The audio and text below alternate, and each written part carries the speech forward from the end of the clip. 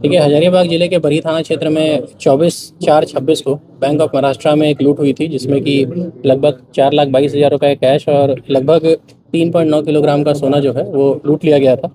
इसमें 4 अपराधी बैंक के अंदर गए थे और ये लोग 2 बाइक से आए थे और फरार हो गए थे ये कांड करके। हम लोग लगातार तुरंत उस समय ट्रैकिंग शुरू किए थे और कई रास्तों को ब्लॉक भी किए थे, लेकिन कहीं न कहीं हम लोग शॉर्ट टाइम से मिस कर गए उस समय। और इसमें मल्टीपल टीम्स बनाई गई थी, जिसमें एसडीपीओ सदर अमित आनंद के नेतृत्व में पूरा आइडेंटिफिकेशन और ट्रैकिंग के लिए और इंटर स्टेट कोऑर्डिनेशन के लिए टीम थी। और अजित विमल जो एसडीपीओ बरही हैं, ये ग्राउंड पर रेड्स करने और ग्राउंड पर जो जो भी फॉलो अप करने के लिए इनको विभिन्न राज्यों में भेजा गया था। और इनके अंडर भी मल्टीपल इंस्पेक्टर्स और थाना प्रभारियों की टीम लगाई गई थी। इसमें बिहार एसटीएफ और UP STF, Uttarakhand police, even MP police के कई जिलों से हम लोग को कई इन्फॉर्मेशन और सहयोग मिला है। पश्चिम बंगाल से भी हम लोग को कुछ इन्फॉर्मेशन मिला है। और सभी को करते हुए हम लोगों ने जो ट्रैक किया है, उसमें पता चला कि स्कॉर्पियो एन से ये लोग कई 1-2 माह से रेकी कर रहे थे। और 17 को भी ये लोग अटेम्प्ट लेने वाले थे, लेकिन कुछ कोऑर्डिनेशन इशू इन लोगों के बीच हुआ और कुछ पुलिस गश्ती भी इन लोगों को दिखी, तो उन लोग उस दिन नहीं किया और फिर 24 को ये लोग दूसरा अटेम्प्ट लिया। और इसमें अटेम्प्ट करके ये लोग बिहार की तरफ ही भागे। और जब इनका हम लोग ट्रैकिंग किए और पीछा किए, तो ये लोग धीरे धीरे बनारस की तरफ शिफ्ट हुए।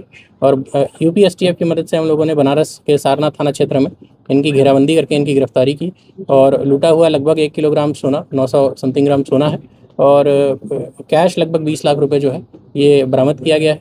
3 लोग इसमें वर्तमान में गिरफ्तार किए गए हैं, जो वहाँ से लाए गए हैं। इसमें पंकज सिंह है, मोहम्मद अफजल हैं और सौरभ यादव है। तो इन तीनों में 2 लोग बैंक के अंदर गए थे और अफजल जो है वो रेकी करने और अन्य चीज़ों को उपलब्ध कराने में सहयोगी रहा है। अन्य कुछ लोग भी इसमें सम्मिलित हैं, जिनकी बात है उसको हम लोग ट्रैक कर रहे हैं और उनकी भी रेस्टिंग हम लोग सुनिश्चित करेंगे।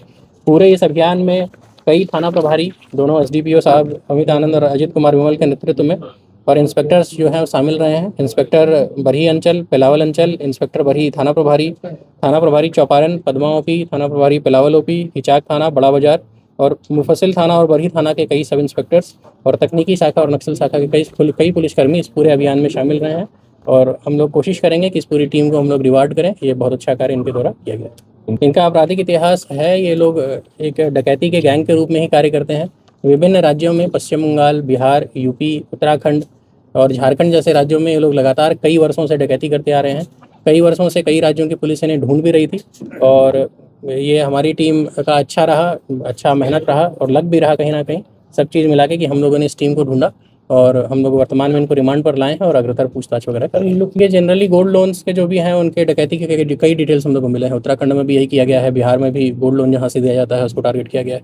तो जैसे जो भी इस तरह के इंस्टीट्यूशंस हैं उनको हम लोग यही कहेंगे कि सीसीटीवी कैमराज ज़रूर लगाएं अपने आसपास के क्षेत्रों में। अगर आप लगाते हैं तो कहीं ना कहीं आप सुरक्षित भी रहते हैं और पुलिस को भी बाद में इससे बहुत सहयोग भी मिलता है।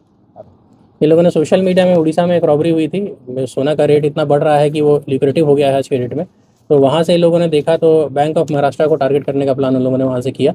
और इन लोगों ने जो रेकी की ग्रामीण क्षेत्रों में कि कहाँ पे है, तो उन लोगों ने इसको टारगेट बनाया और उसके बाद पूरी घटना को प्लान करके 1-2 महीने में पूरा प्लान करके और इस घटना को अंजाम दिया।